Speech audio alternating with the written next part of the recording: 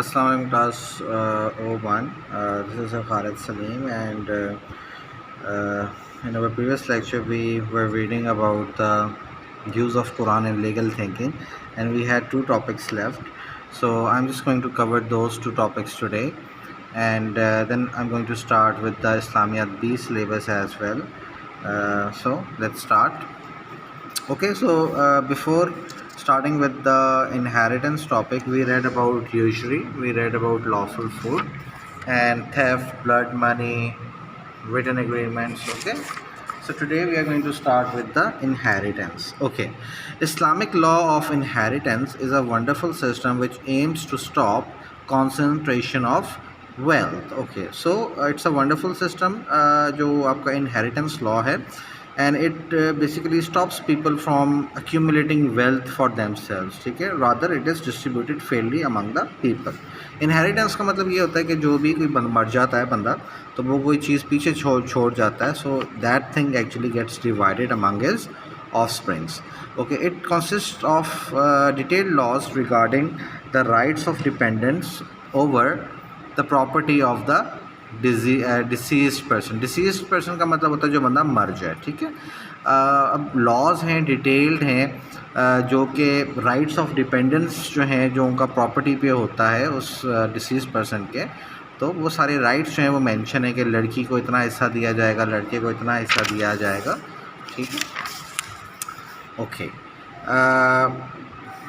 If a person dies and leaves behind wealth for his children, it must be divided up among his heirs according to some rules and regulations. So it's an hypothetical situation that if a person dies, so he leaves behind wealth for his children, and their wealth is later on distributed according to some rules and regulation. The Quran provides certain basic laws for the division of inheritance among the relatives of the deceased. So इस कुरान जो है वो basic laws जो है वो इस division of inheritance का जो भी उसके रिलेटिव्स होंगे उस डिसीज पर्सन के, तो वो फ्रेम आउट करता है. Islam has given women the right to inheritance. She has a part in the property of her dead father, husband and childless brother. So you can see by this sentence that the women have been given great rights, and financially they are having many safeguards. For example, if a person dies, so a woman, she can have a claim in the property of her husband, okay, her father or a childless brother.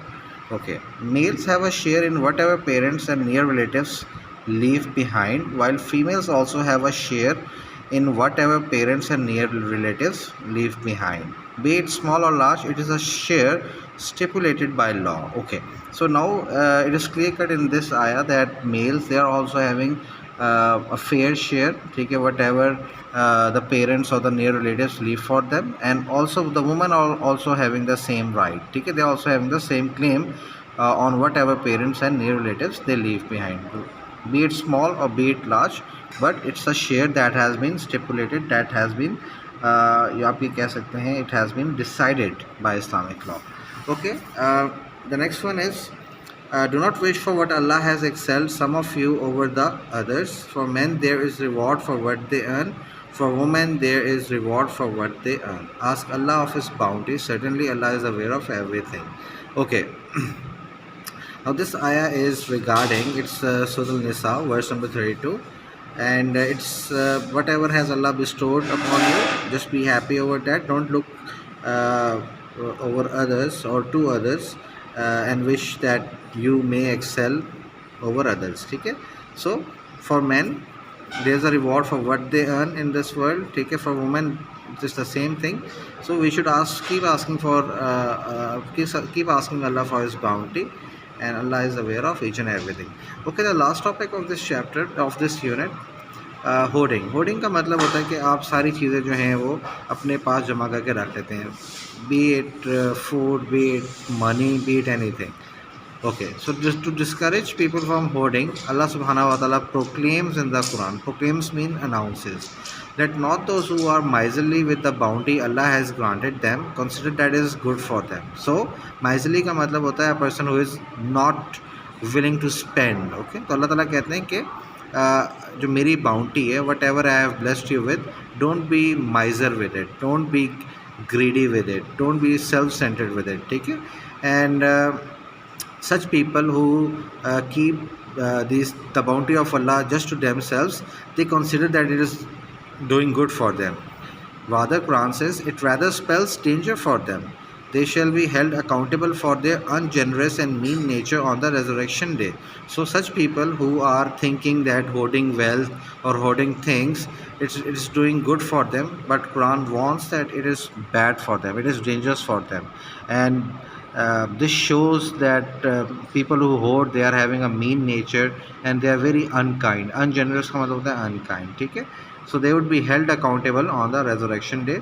To Allah belongs the heritage of the heaven and the earth. So अल्लाह के लिए ही जो है ये सारी ज़मीन और आसमान की विरासतें हैं, ये सब अल्लाह के लिए हैं. Because a person dies, he leaves things behind, then his dependents also die and they also leave things behind. ठीक है. So the true inheritor of the heavens and the earth is Allah subhanahu wa ta'ala. Allah is fully informed of what you do. So Allah knows that whatever the people are doing.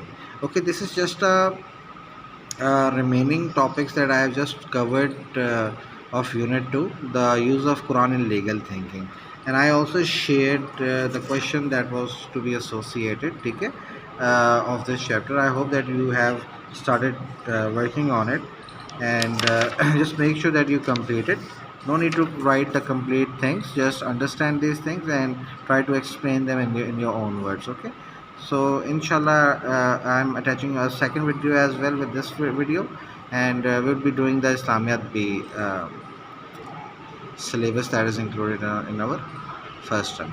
Thank you.